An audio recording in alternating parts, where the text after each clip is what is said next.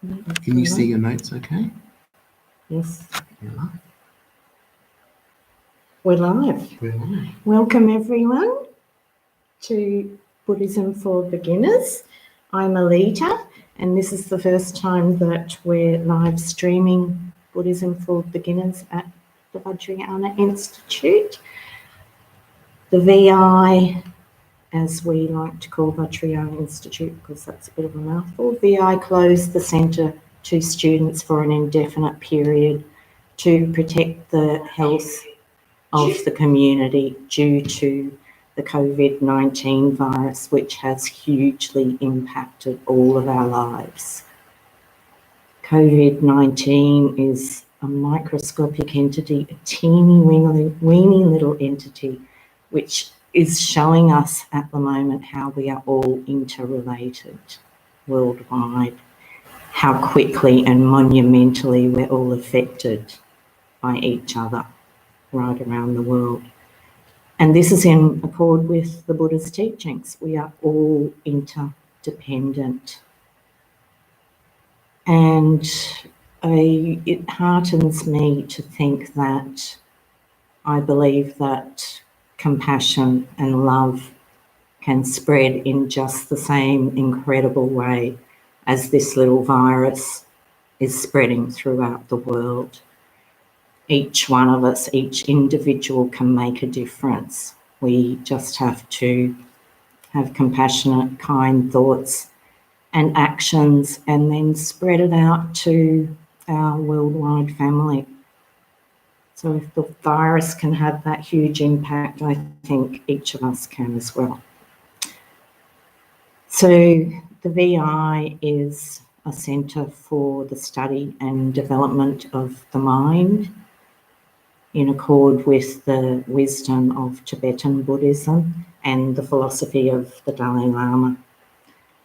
And the VI wish to continue to benefit others while we're all in isolation or lockdown or whatever you like to call it.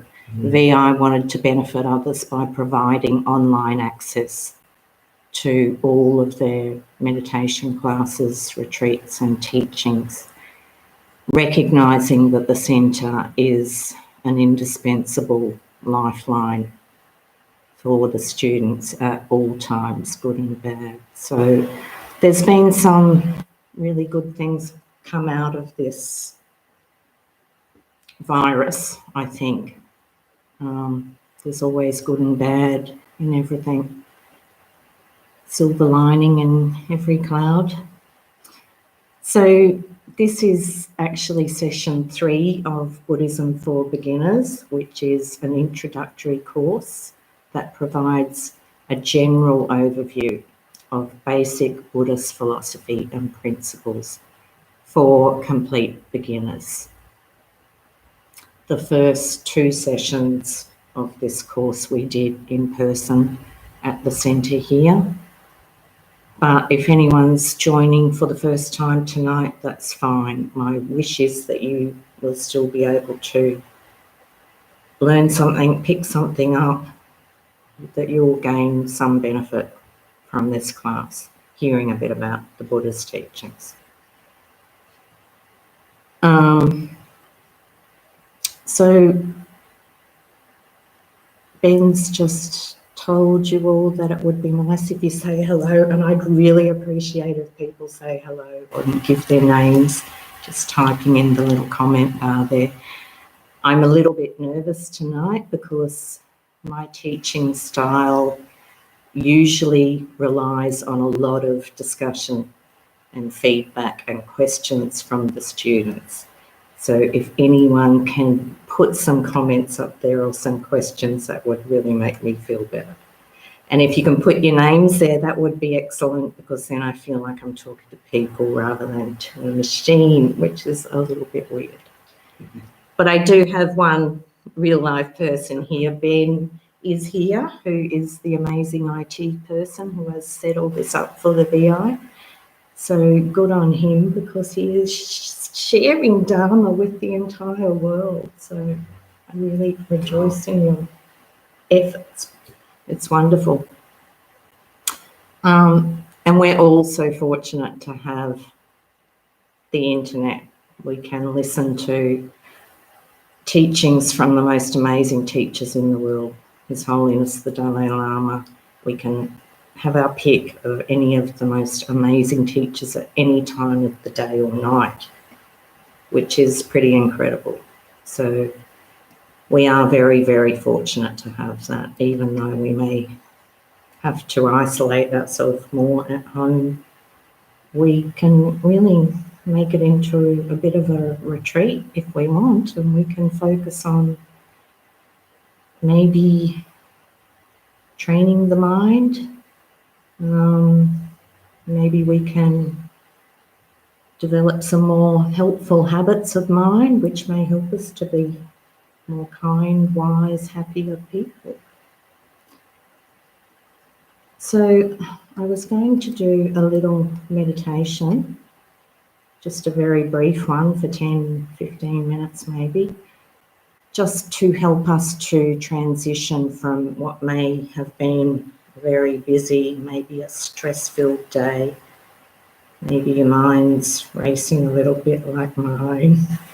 Maybe you've got mixed emotions about things that are going on now. Everything's changing so rapidly and everything's a bit intense. So we might just do a little meditation, even though no one's put their names up there yet, Ben. So you're going to have to do the meditation, so I feel like someone else is doing it with me. Although I don't generally need someone else to meditate with. It's the sort of thing you do alone, really. So just wherever you are sitting or lying down, just get into a position which is comfortable for you. If you can have your spine as straight as you can comfortably manage, and your eyes can be closed, or you can just have them slightly open. And if you're sitting, just have the head pointed downwards as if you're looking at something on the floor a couple of meters in front of you. And just taking a moment to feel the points of contact of our body with that secure, solid surface holding it. Having a sense of being safe, being held.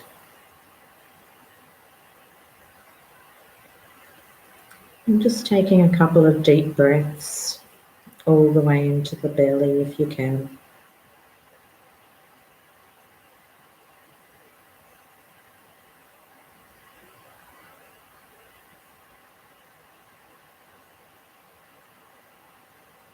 And then just letting the breath flow into its natural rhythm.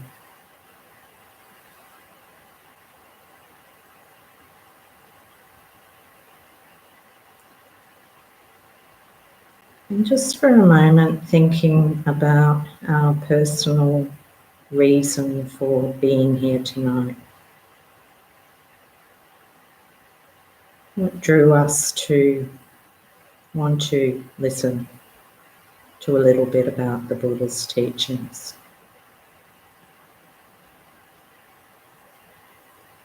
Seeing if we can develop a positive motivation for our effort in being here tonight.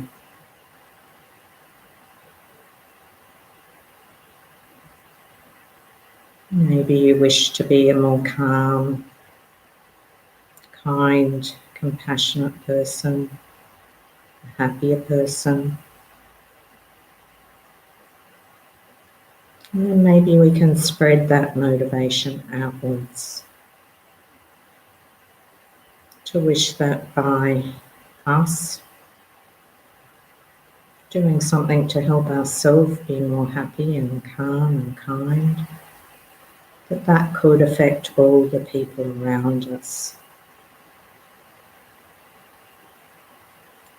It could ultimately spread out to affect the whole world, maybe, just as the virus is doing. And we could have the wish that through our effort, we may help every being to be happier, more compassionate.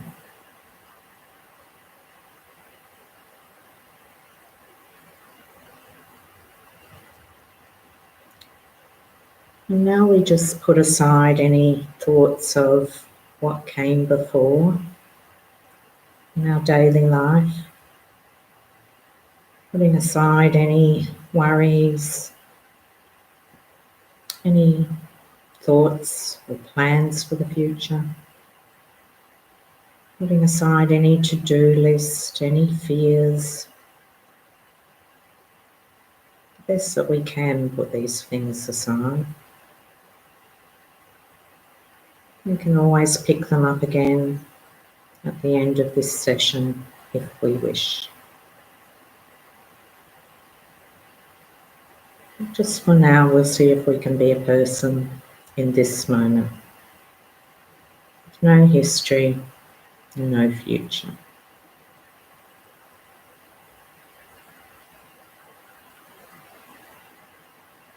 And just noticing how the body is in this moment. Noticing if there's any areas where we're holding on to tension.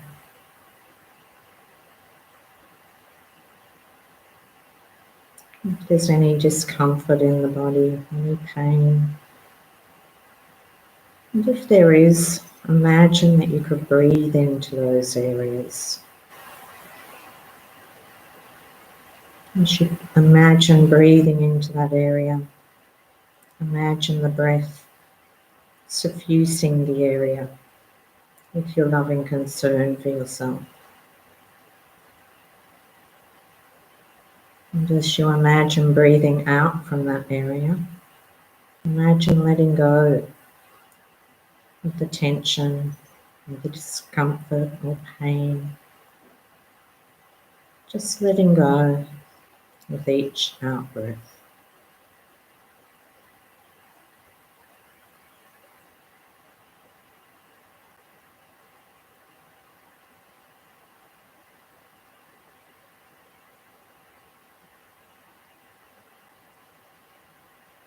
And if you can't let go completely, maybe you can just let go of a little bit of the tension or discomfort.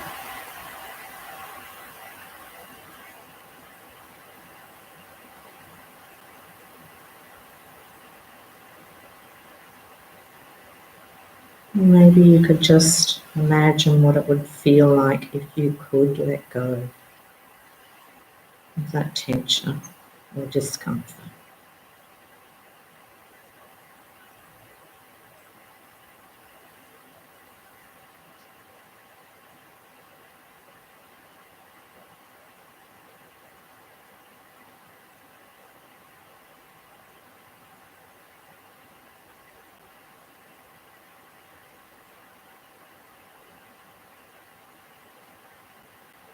Now just for a moment we'll place the attention gently on the breath, wherever we notice it the most in this moment.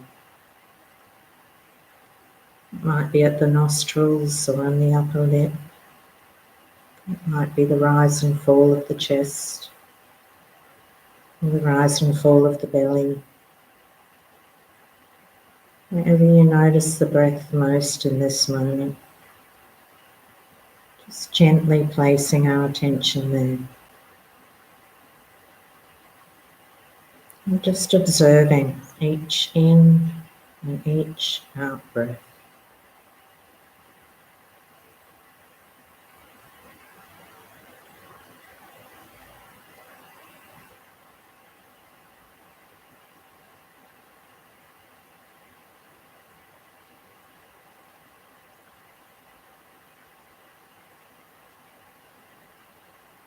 Of the chest and the diaphragm relax. allowing the breath to flow out.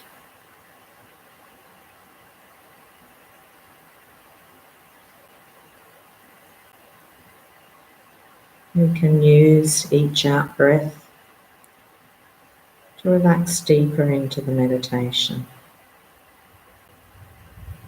letting go of any tension,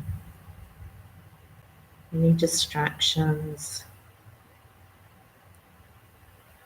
any disturbing thoughts. You can just let go with each out breath.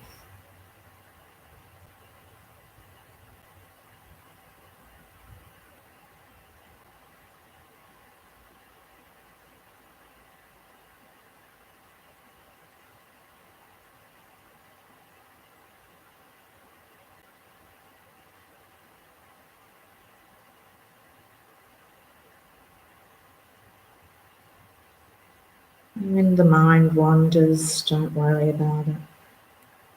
That's just what minds do. When you notice the mind has wandered, just gently bring the attention back to the breath. Again and again.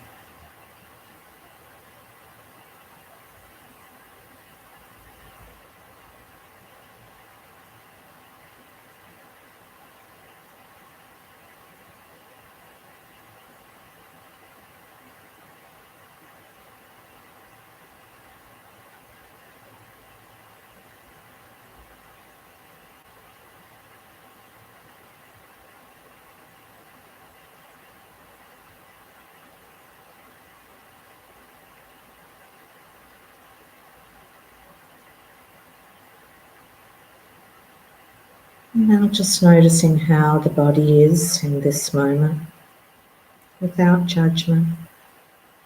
Just noticing how it is. Noticing how the mind is in this moment.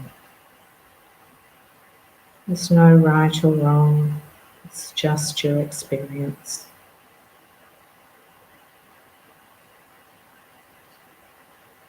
And we just dedicate our efforts in meditating tonight,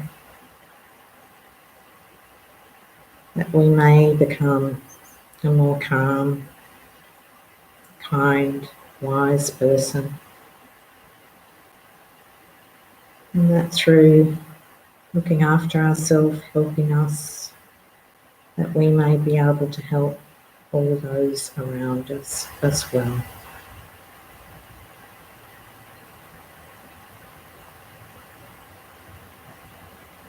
Becoming aware again of the points of contact of our body, with that firm, secure surface holding it.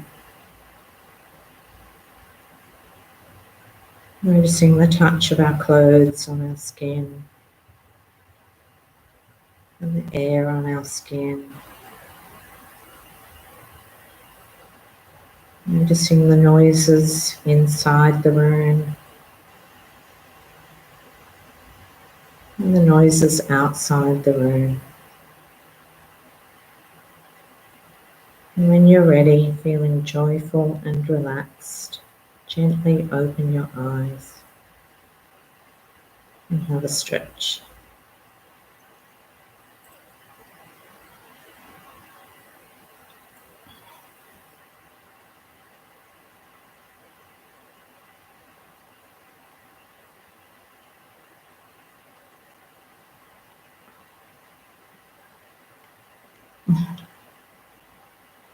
And hi, Vince, welcome.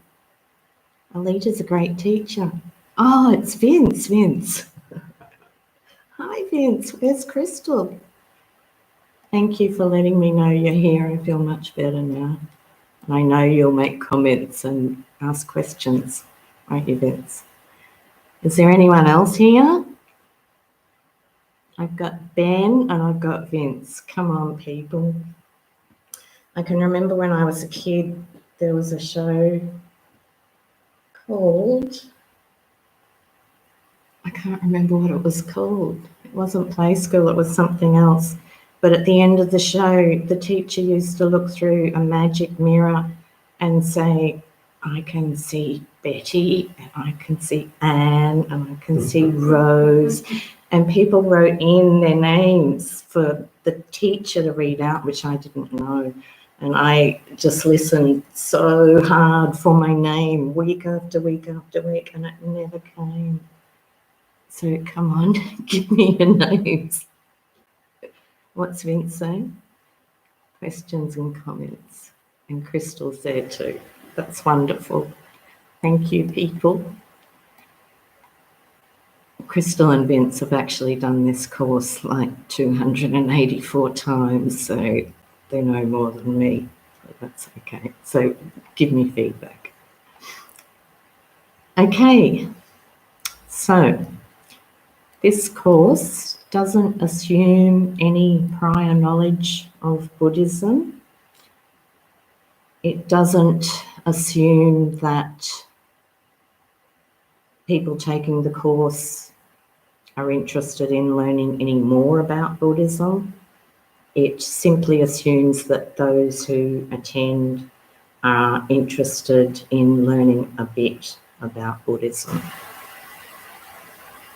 The Dalai Lama often says that it's not about making you into a Buddhist. It's about helping you to be a better whatever you are already. So I hope there may be something, any little thing that you may pick up that may help you be a better whatever you are already. So we've got some pretty challenging times, I think, at the moment. Everything seems to be changing. There's a lot of intensity, and I think there's a lot of good lessons that can come out of this if we're mindful and if we reflect upon what's happening in our little house, what's happening in our suburb, what's happening in our country, what's happening in the whole world. It's quite amazing. There's a lot of big lessons to learn, and Buddhist lessons like interdependence and, well, they're not Buddhist lessons, we don't own them, but interdependence and impermanence and what else, Ben? Interconnectedness. They can't hear you, can they? Lots of things. And I think we really need to have a lot of compassion because there's a lot of suffering as well. But at the same time, I think we've still got to focus on the good things as well. And we can still have fun and have a laugh. I think humour is very important. So we just have to be mindful and look for the best things that are going to help us and help those around us as well. In that little meditation that we did, which wasn't so little because I always do more than what I say I will, sorry. We did a motivation in the beginning. We developed a positive motivation, and then we were mindful of our breath and our body, and we thought about putting some joyful effort into the meditation. And then at the end, we dedicated what we did, our efforts, to helping us and others to be happier people. So this is a really important Buddhist practice.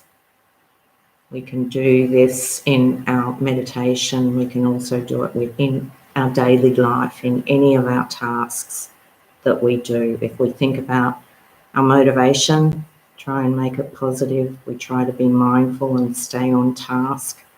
And then we dedicate at the end so that it helps us as well as all others. Then if we can do that, we're leading, I think, a much more meaningful life.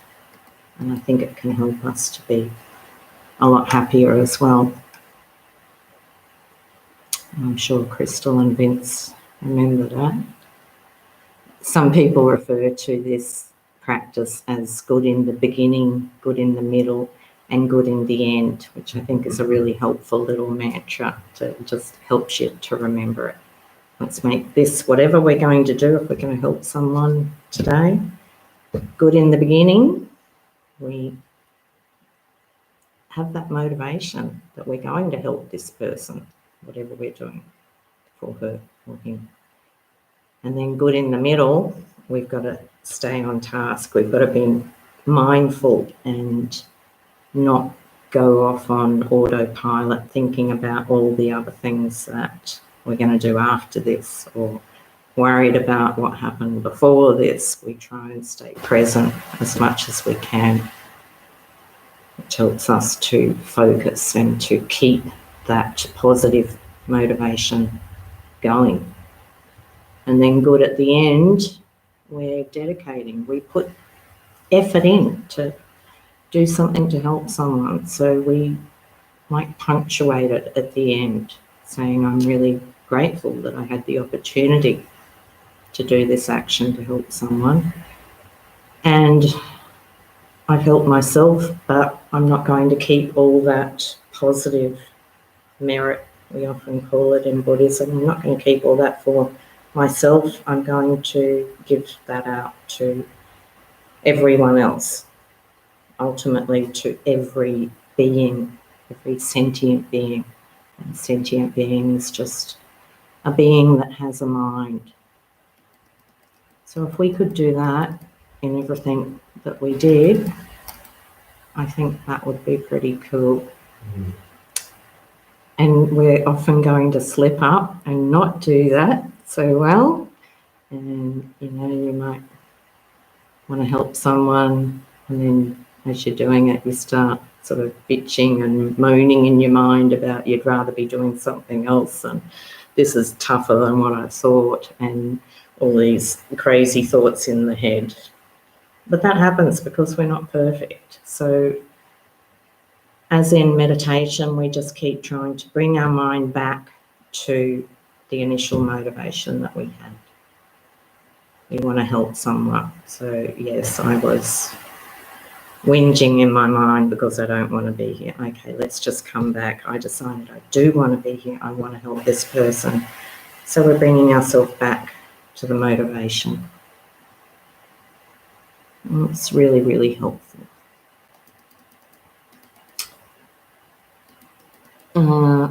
And this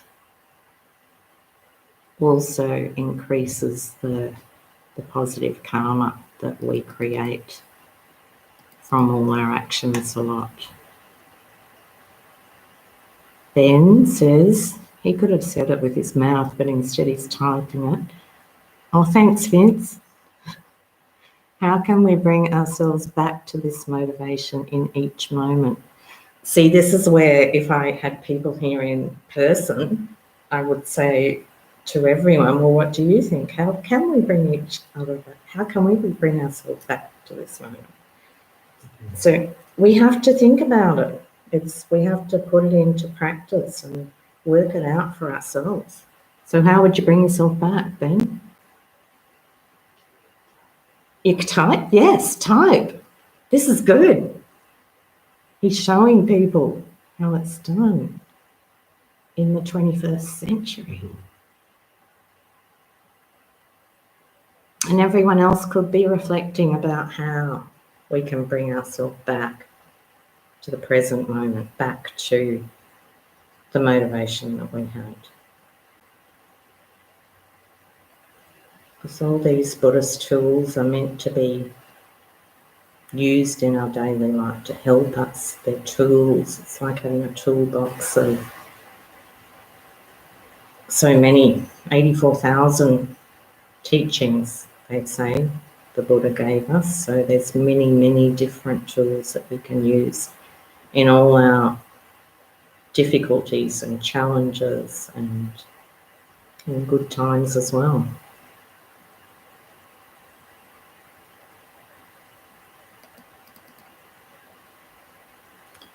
So Ben thinks that by exercising that mindfulness muscle in practice, that helps us to train to remind us That's a very, very good answer, Ben. I like that one. Because we're trying to just develop new habits. And in meditation, that's what we're doing. We're training that mindfulness muscle.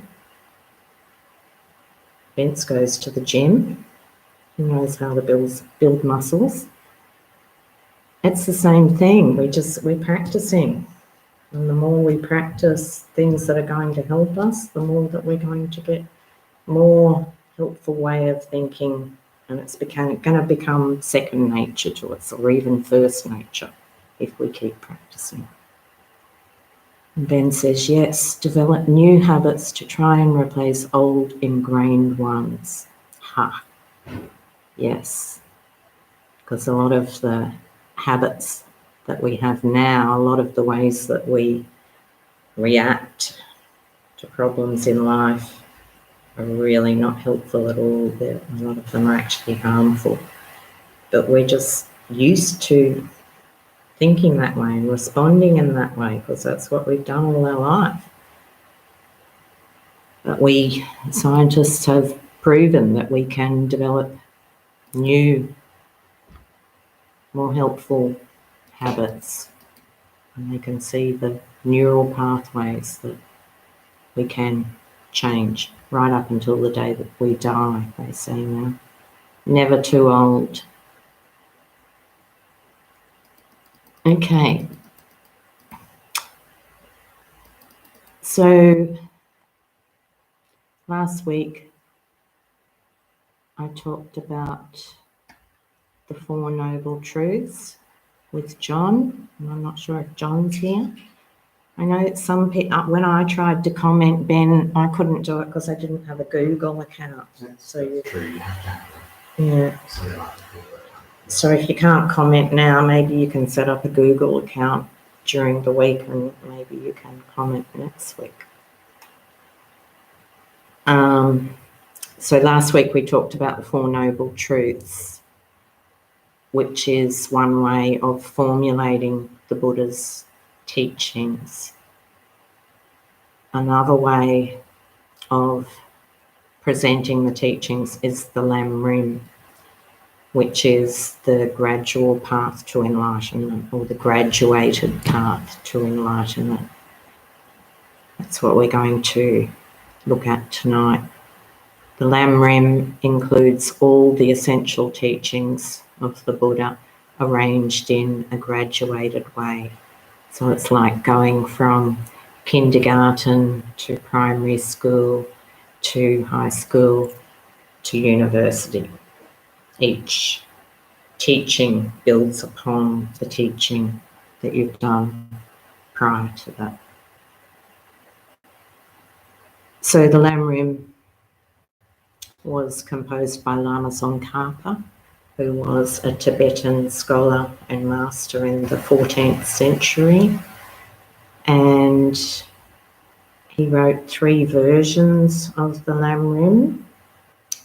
The large version is about 1,000 pages, and then there's a medium version and there's a small version. And we're going to look at the shortest version tonight, which is like a prayer, a 14-verse prayer called the Foundation of All Good Qualities. And we're just going to go through each of those 14 verses and just have a little bit of a commentary. If there were students here in person, we would reflect upon how these things apply to our daily life and our experience, and we would think about how it might help us to think about these things, particularly in our daily lives. Prayer and aspiration are not enough for a deep transformation of the mind. Reasoning is necessary for that real transformation. Transformation of the mind can come from studying Lam Rim, thinking about the topics, and doing analytical meditation on it, and then trying to use the tools, what we learn in our daily life. Lama Yeshe said, in order to solve our problems, we need some experience. Intellectual blah blah understanding is not enough, he said. When we've had an experience showing we are really capable of solving our own problems, this encourages us. I can do anything I want when I can really solve my problems. From the Buddhist point of view, that's the start of human liberation.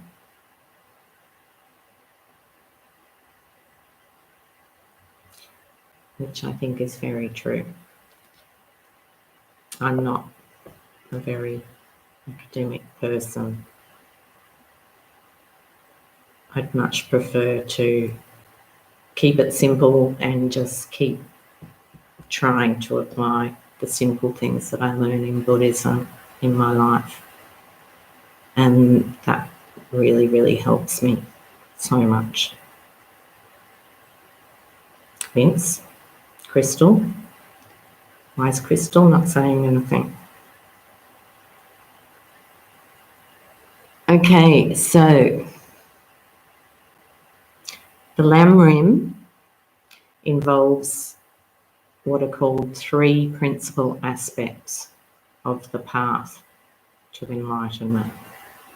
And when we say enlightenment, it's really just perfecting our mind.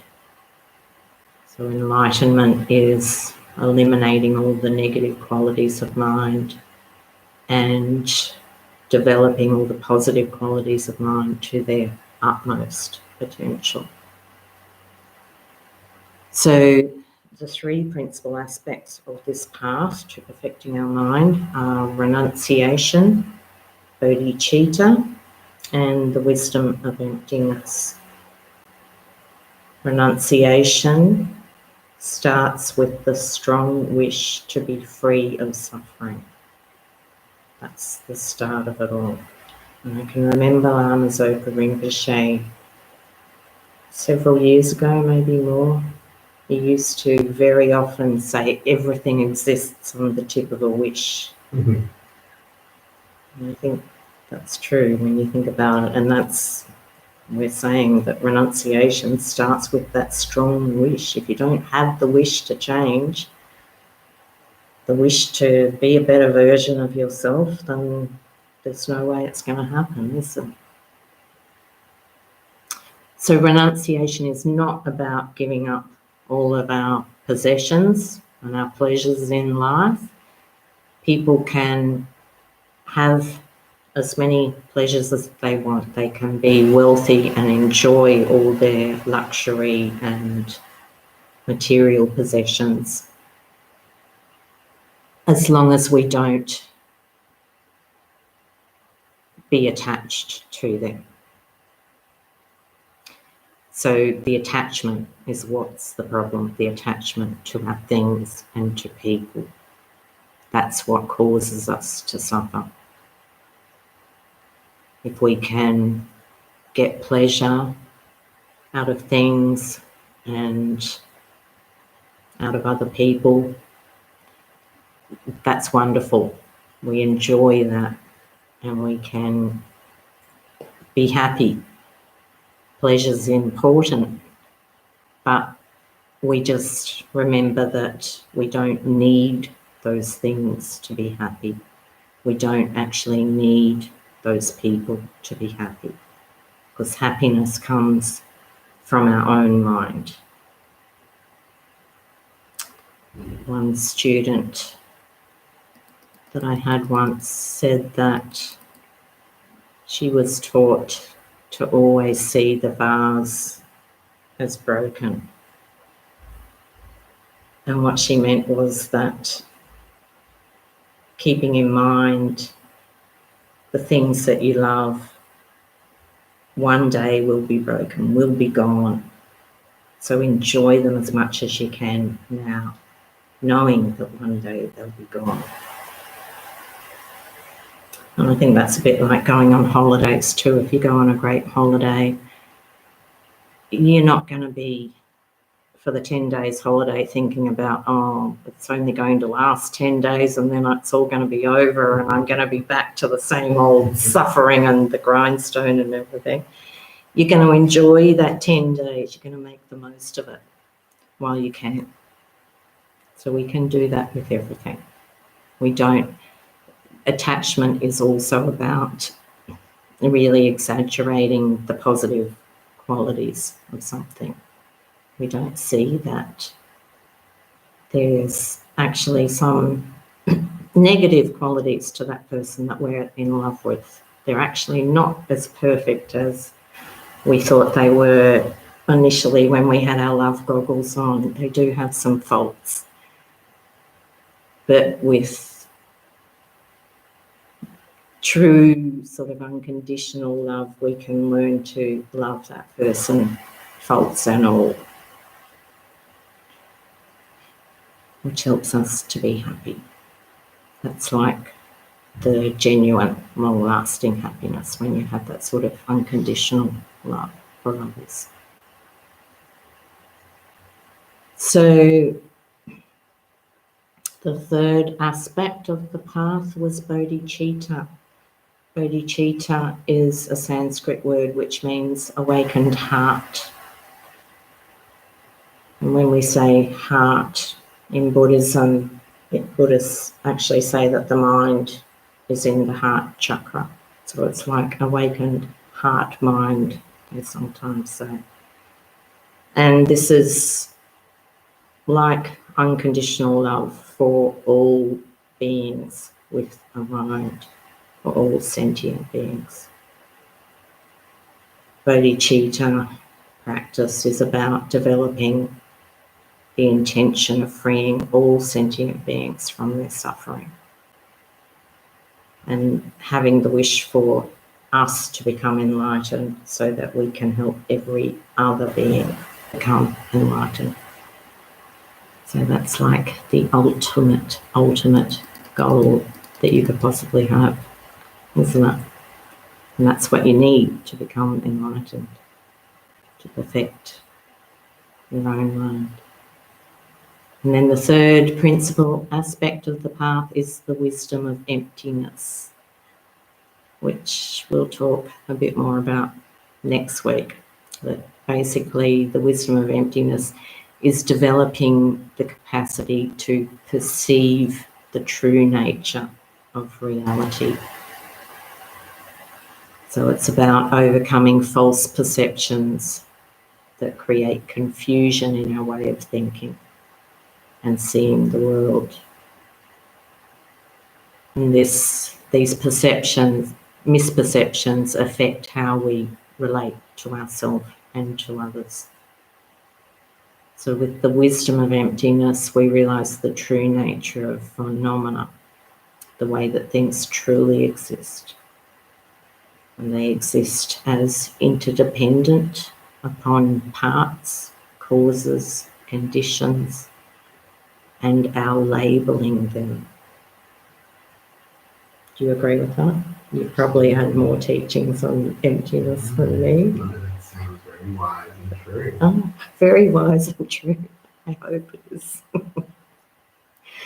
If I say anything wrong, please also tell me in the comments. I'm very happy to be picked up on things. And if you have any questions which I can't answer, I will very gladly admit that I don't know. And there are many very wise people here at the Vajrayana Institute that I can refer your question to.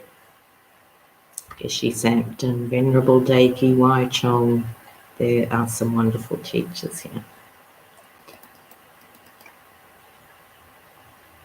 So, someone's going to say something. Is that you again, Ben?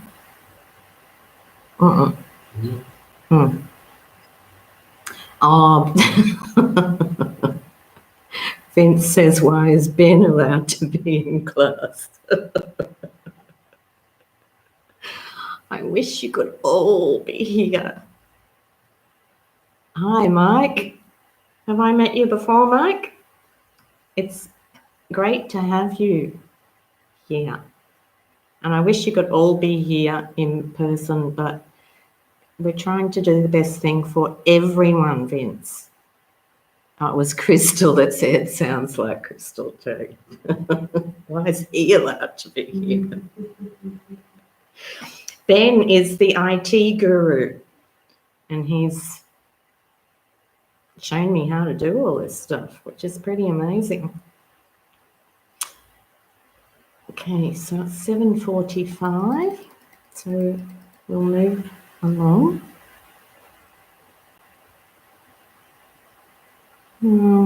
Okay, so we'll start going through the Foundation of All Good Qualities, which was written by Lama Tsongkhapa, and we're going to put on the website, I believe, a link to that prayer so that people can... I put it in the chat box. So Did you? Ben's already put it in the chat box. Oh, how good is he? That's why he's here, Crystal. Could you do that? So can they actually click on that now? Or? Yeah. Oh, wow, this is amazing. So you can click on that link just like 4 comments ago and bring up that prayer right in front of you. Tell me if you're able to do that. I'd be very interested. It would be great if you could have it there, but if you can't, then maybe you can get it by next week. Should they be able to get it up on the screen? You should be able to do it, people. If I can do it, you can all do it. No, I could not, says Vince. Wow, the link works, says Mike. Well done, Ben, says Vince. This is more like it. This is what I want, people talking. Thank you. I don't know why you can't get it up. Get the link up, Vince. So, the first verse in the Foundation of All Good Qualities, I will read out. The foundation of all good qualities is the kind and venerable Guru. Correct devotion to him is the root of the path. By clearly seeing this and applying great effort, please bless me to rely upon him with great respect. Thanks, Vince.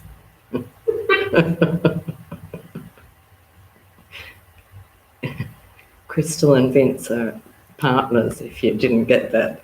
There's some great banter that goes on between them. So it's pretty interesting to me that the very first lesson in this Lamrim is saying that the foundation of all good qualities is the kind and venerable Guru. So a Guru is a Sanskrit word for a spiritual teacher, a qualified spiritual teacher. And this is about developing a relationship with a qualified spiritual teacher to guide us on the path to enlightenment. So this is the very first teaching, so it's obviously important to us on our path to perfecting our mind. And the Buddhists say that although you can go a long way on the path by reading books and meditating and reflecting yourself, that ultimately Buddhism says that you do need a qualified guru or teacher to become enlightened. Before you trust in a teacher, though, you should check them out very carefully so that you know that you can rely on them. So it might take you years possibly to actually check out a teacher and make sure that he's legitimate and to make sure that he's a qualified teacher.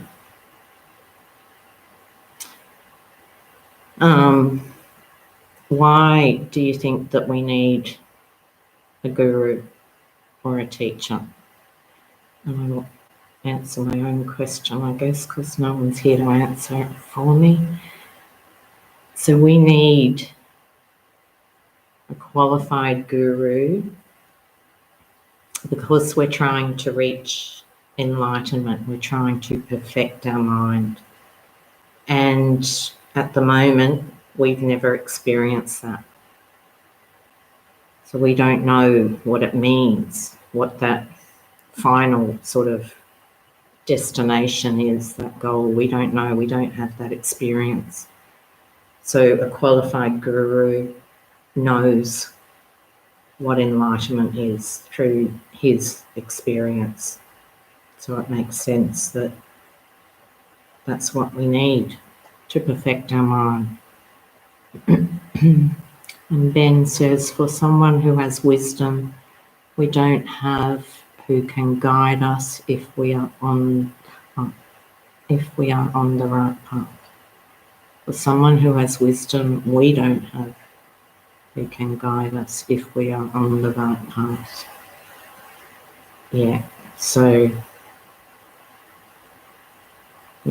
again, it's relying on that teacher having more wisdom than us, isn't it? Is that what you mean? Mm-hmm. Otherwise, we might be doing something that's not as helpful as we think it is. We think we're doing the right thing, but we need the wisdom of someone who has high realizations to let us know if we're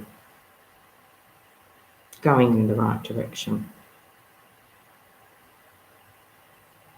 And a qualified guru will also know exactly what's best for you. Like, we're all different, so we need different types of teachings or different ways of presenting the teachings. A guru will know what sort of things we need to concentrate on right now to develop our mind. He'll know what our weaknesses are and our strengths at the moment and how we can use these to propel us on the path to perfect our mind, maybe. Does that make sense? I'm talking in the chat like I'm not good. Yes. Hi, John. Are you late or have you been there all the time? As Ben says, it makes a lot of sense. John was here for the first 2 lessons in person. And he says, yes, it makes sense. He was always agreeing. But he was very questioning as well. And had lots of questions, and that's what it's all about as well. And a guru, you can have that sort of relationship where you're asking the questions that you need to get answers for. And Ben says, great, welcome back, John. You've met John, Ben? No? Mm-hmm. But he's just saying welcome back because he's such a happy chappy. So you also may have more than one guru. Some people have a string of gurus.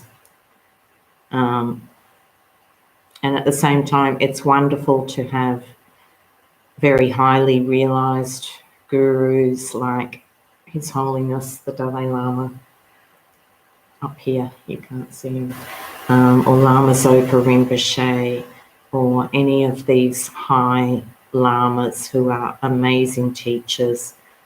We can have them as our guru, and they're showing us ultimately where we want to be going, developing our mind, which is wonderful. They're showing us the big goal, where we want to be.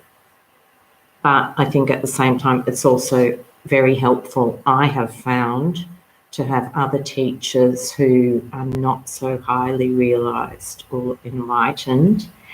Maybe they're only slightly further on the path than you. I get a lot out of teachers like that, because when I look at someone like His Holiness, I think, wow, he is just, you know, totally on a different level up there to me. And it's a bit hard sometimes for me to imagine that I will be at that point at some time. But it's still my ultimate goal. But other teachers that I have who are more like friends as well, but I know that they have so much knowledge and I know they have wisdom, they're very helpful, because I can see that they're not so very different to me. And most of the time they're probably just pretending that they're not different to help me to come along on the path. But it's really helpful if you can see that people who you respect and you think they're, you know, maybe they're just practicing more than you at the moment, and you think they're putting in more practice, and I can see that it's actually helping them. It's helping them to be happier, wiser, kinder people. And if they do that, then there's no reason that I can't put some more effort in, or I can't, you know, just focus a bit more. They're a good inspiration for me, because I see that it's more realistic, that I can achieve more like them. Does that make sense, Ben, or not? Yes, it does make sense. Can a teacher who we've not met be our guru? Absolutely. If you're very, very fortunate, you may be able to spend a lot of time with your guru, but most of us may not have met our guru, or maybe we only get to go to teachings of our guru once every couple of years, every several years or something. It's not uncommon at all to have not met our guru. And having said that, my root guru, which means your main teacher, to me, a root guru is the one who knows the most what will help you. And my root guru is Lama Yeshe, who I have never met and had actually passed away. How long before I got into Buddhism? Maybe more than 20 years before I became Buddhist. He had passed away.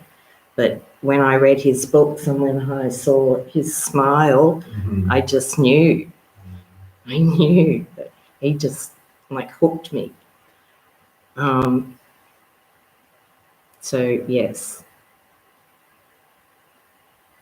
And books are wonderful, and we've got a lot of recordings of all the teachers who have passed away, and we're very, very fortunate that we have so much access to teachers. And Lama Yeshe has now reincarnated as Ursel. There's a picture of him here. He's out there. And Ursel is starting to teach more and more now, and I'm starting to really gain a lot of benefit from listening to his teachings as well. But I've not met him in person either. In fact, he was going to be at a retreat at the Great Stupa of Universal Compassion in Bendigo which should be on now, except for a tiny little COVID virus that said no. And I was hoping to be down there and actually get to be in the presence of Ursula. But we didn't have the karma. So any other questions about gurus or teachers that anyone has?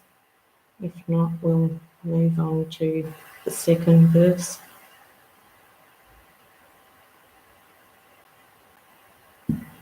There was a good book of Lama Zopa's about guru devotion. Ben, do you remember the name of that? Yeah, I'll see if I can find it. I was going to mention too that this little book, Buddhism in a Nutshell, is a good introductory level book too, I think. And that was written by Lama Yeshe, Lama Zopa Rinpoche and Venerable Amy Miller. And when I bought it, it had a CD in the back as well. I don't know whether it still has that, but it's a good book, quite comprehensive at a beginner level. No, I'm not a guru. I'm the Dharma friend, Dharma buddy, and we help each other. That was Crystal, wasn't it? Not Vince. And we all help each. I always say that from these lessons, these presentations that I've done, I've got so much benefit myself, especially from all the input from the students, hearing all their wisdom and all their experience, that it didn't matter whether anyone else got any benefit from my teachings, because I always did anyway, at the least, I mean. So, yes, we can each be teachers for each of us. And that was the book that I was thinking of. Thank you, Ben. Heart of the Path by Lama Zopa Rinpoche. So if people have got are interested in learning more about that guru relationship, that's a good book to have a look at. So the second verse, understanding that the precious freedom of this rebirth is found only once, is greatly meaningful and difficult to find again. Please bless me to generate the mind that unceasingly day and night takes its essence. And that's a very stirring thought, I think. I almost get tears in my eyes when I read that one. It's a good one. Mm-hmm. It's so true. Do other people realise how precious this life is? I think it's sort of a natural thing for people to think about at times, but maybe we just have to think about it more. Maybe we have to think about it all the time and really make the most of this amazing opportunity that we have. Since beginningless time, we've been cycling through these realms of samsara, they call it, birth, old age, sickness, death, over and over and over again. And we've never experienced an end to this suffering since beginningless time, the Buddha says. We've never had the everlasting happiness of enlightenment. And if we do achieve enlightenment, which we attain by actualizing the steps of the path, then it's a one-time job. Once we're enlightened and we realize everlasting happiness, then we will never suffer again. because at that stage our karma is completely purified. We don't have the seed of life's problems in our mental continuum anymore. So that's the good news. And that helps to remind ourselves of that at times, I think.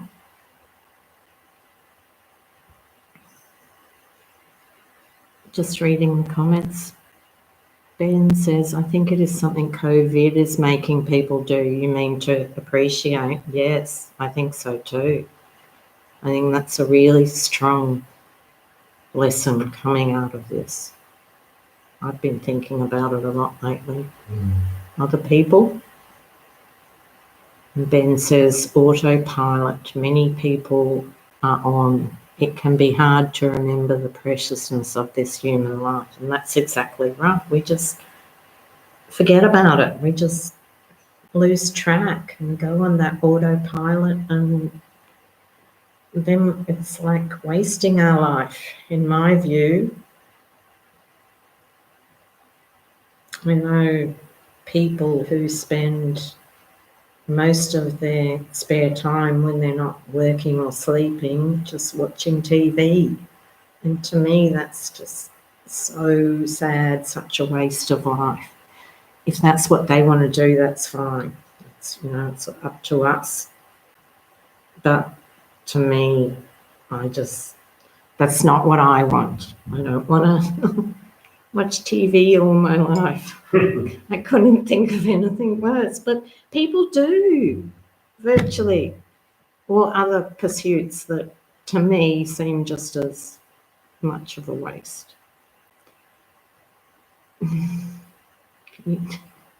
I'm not a guru, I'm not qualified, but I'm trying my best. And I get so much out of these teachings, and I do like to just share because I get so much out of it. And I really, really hope that other people do as well. But thank you for your confidence booster, John. And John says, TV? What does that mean, John? There's a comment about it. I see. I wish TV was never invented. Live streaming is better. Depends what you're watching live streaming. I was telling my boss and one of the other co-workers today that I was going to do something on YouTube, and they were horrified. That's where their mind went.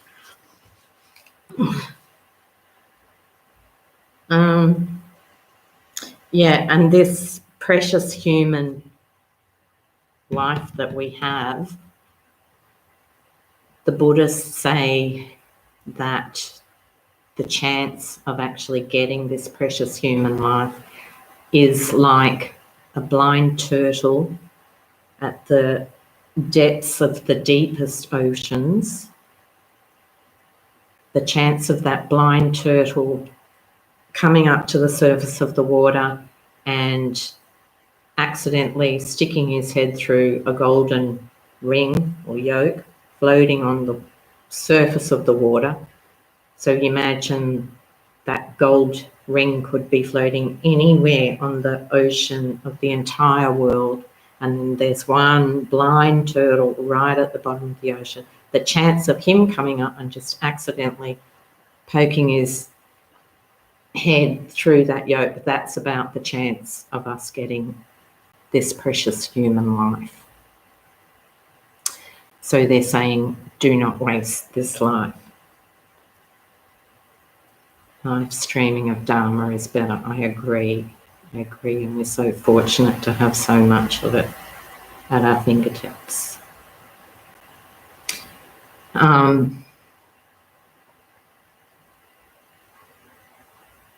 So the Buddha taught us that there are different realms, including the human realm, the animal realm, God realms, and hell realms. And these realms can be seen as a state of mind. If you think about different people in this world, different countries, you can see that some people do seem to be living in a hell realm. People in war-torn countries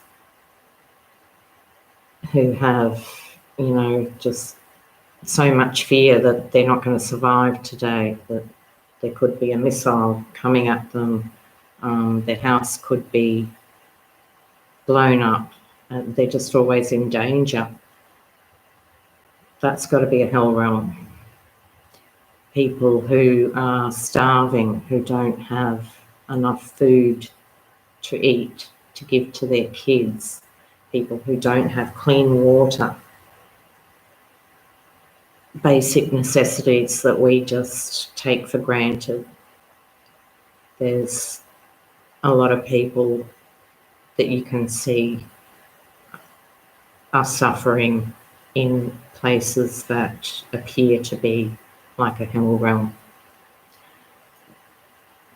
And then even people who are in more affluent countries and outside conditions seem to be not too bad. Maybe people even seem to have excellent conditions to us, and they can still be in a hell realm in their mind. It all comes from the mind. It's all a state of mind, really. You hear about people who seem to have everything.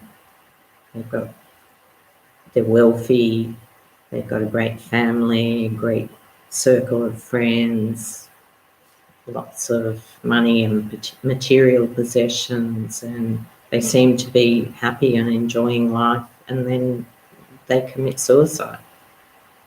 I've heard about that quite a lot. So even though conditions seem to be great on the outside, they can be in a hell realm in their mind state, which is really sad. And we have to have a lot of compassion for that. So how fortunate are we? We have to think about that as well and make the most of it and help those who aren't as fortunate as us. When they call it a precious human rebirth as well, the precious part means that not only are we human, not only are we us living in a safe country, although maybe not so safe at the moment because of a teeny little virus, but we've got arms and legs that function, we can see, we can hear, we've got basic human intelligence, we've got all of this, which a lot of people don't have in this world. We've got enough money and material possessions that we don't have to be constantly trying to just spend all our hours getting food or water or whatever. And then, did I say we are also in a country where we can have religious freedom? A lot of people don't have that luxury. And then on top of all of that, we have actually met the Dharma. That's part of that precious bit in the precious human rebirth that they talk about. So many people in the Western world have all those things. Some have more possessions than us, some have less, but a lot of people can tick off all those boxes but not have that connection with the Dharma, with the Buddha's teachings. So we all have that, which is incredibly, incredibly fortunate, the Buddhists say, and I believe totally. You, Ben? Absolutely. Yeah. Very, very fortunate. So we just do the best we can where we are now. We just keep trying to practice and keep trying to be going further on the path. Just being a better version of ourselves, if that's where we are now. And Vince says, very fortunate indeed. So we can recognise that even though we're in the midst of COVID-19. And John recognises it as well. And I think there's probably a lot of people out there who are suffering a lot because they're so fearful of COVID-19. But because we have had some Buddhist teachings, maybe, I think that really helps us to see it in a more balanced, true sort of way, that it's not. This is where I need students to step in and help me when I get lost for words. Ben says I'm doing great. Thank you, Ben. I like to look back at how I was before I met the Dharma and compare it to how I cope with things now, or how I compare when I get angry so much less now. I barely ever get angry. When I do get angry, I can let go of it really quickly. That was one of the first things that I sort of mastered until my difficult teachers come along, and then I get angry. But still, I'm doing really well in that.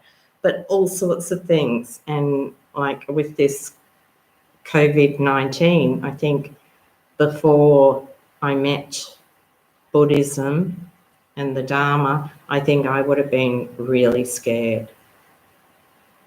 I think it's easy for people to pick up on that. You were talking, Ben, about how there's a lot of tension in the air, and you were saying that you limit what you listen to and look at on the news, and all of that helps to not be affected by all that fear and intensity in the air.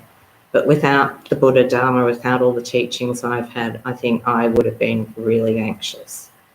And I think I'm doing pretty well.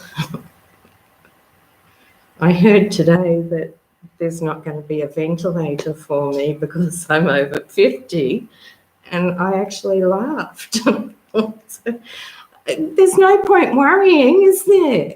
So, but this is what I appreciate about all the teachings that I've had. It's really helped me to be happier. Ben says, how does Dharma help us deal with this fear of uncertainty and fear so many are feeling at the moment? So that's where, if there were students here with me, I would say, well, what do you think, Vince and Crystal? These are the sorts of things that we have to reflect on.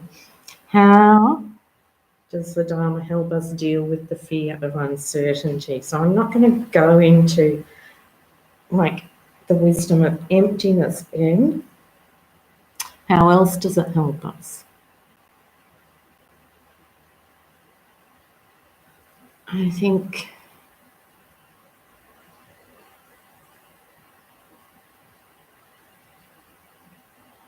just mindfulness helps a huge amount. Just noticing what's going on in our mind. From mindfulness, when you notice that you're scared, even though you still may be scared, just noticing it makes the fear lessen a lot, I find. If you don't notice that you're scared, I don't know how to put this into words.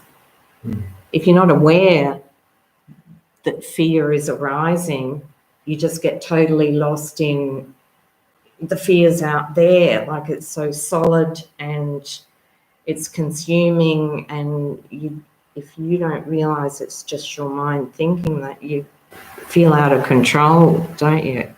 Like you can't do anything about it.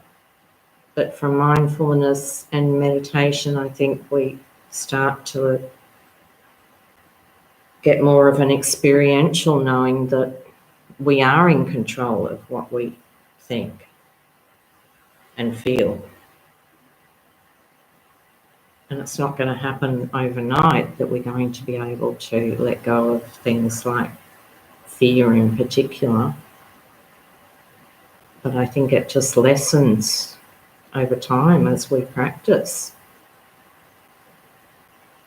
What do you think, Ben? Come up with some other... There's so many things. If you think about it, if you could reflect upon how that helps us, how the Dharma helps us to deal with fear, that's the sort of things that we're meant to be doing. That's where the workshop is. We reflect upon it, how it helps us. What was that, Ben? The chat box.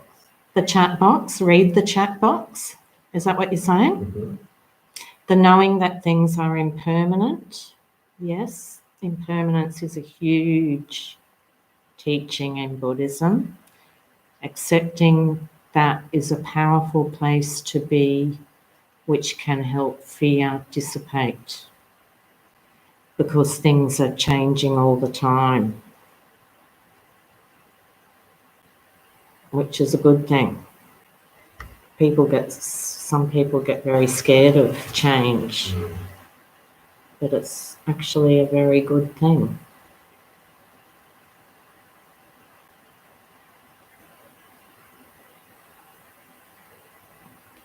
Mindfulness helps us to see the fear as far less solid.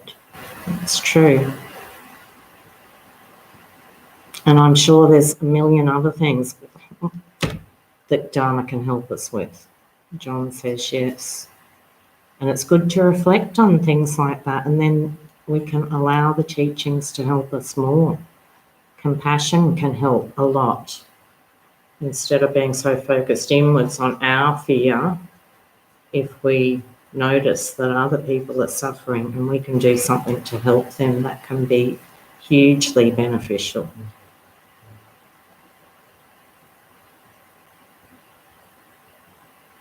Crystal and Vince?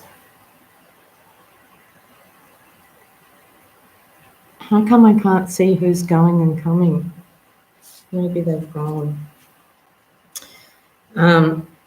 But it helps in so many ways. And this is the way we're meant to be using these teachings, by putting them into our own experience, thinking about how they apply, do they fit with our experience, and how can we use them to help us. And this prayer, this Lam Rim prayer, you can use as a glance meditation, just reading one verse and then reflecting upon it, thinking about how it relates to your life, meditating on it. That's where you get all the benefit from, not just the blah, blah understanding or whatever it was that one year she said. Mm-hmm.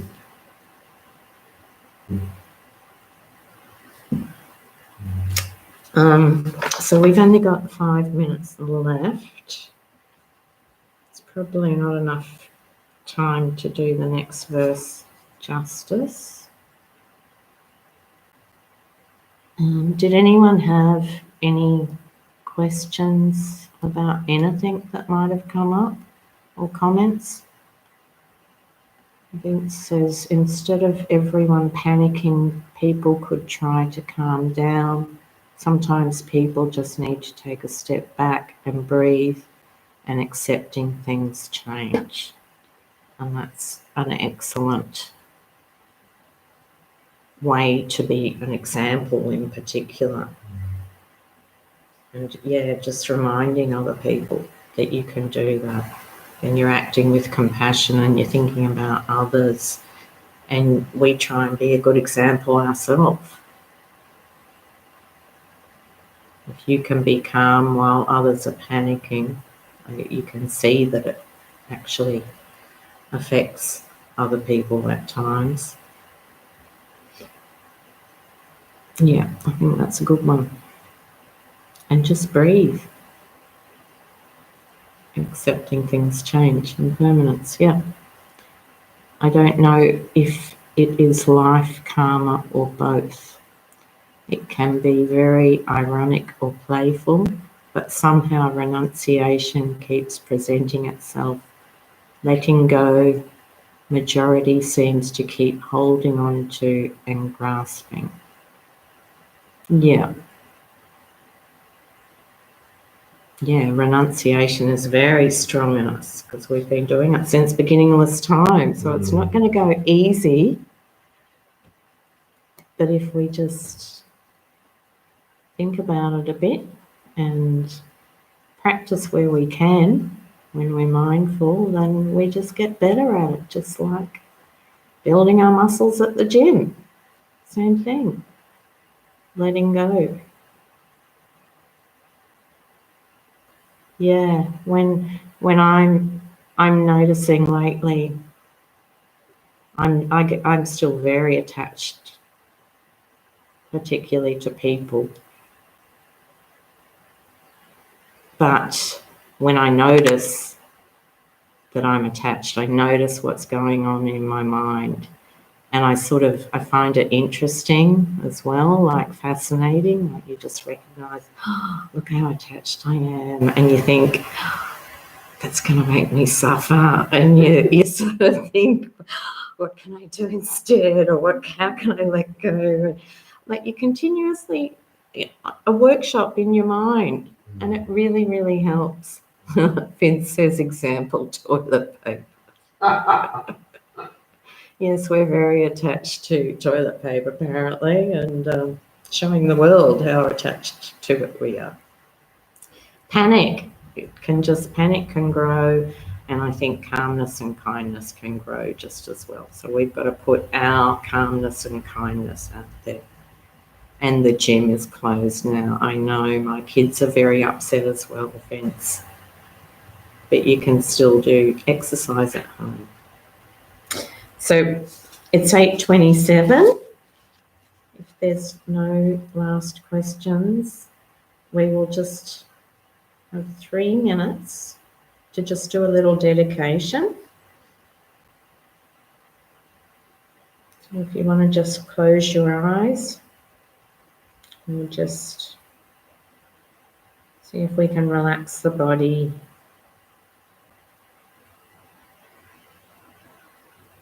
Just watch the breath for a few breaths.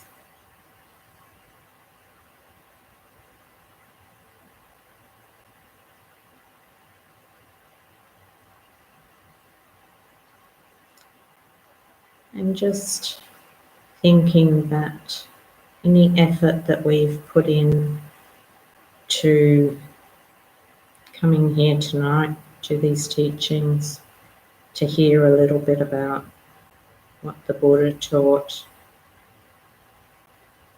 we've done that with the wish to help us to become a better version of ourselves, to help all those around us to be happier, kinder, wiser people, more calm people, particularly in the midst of all this panic and fear which is out there.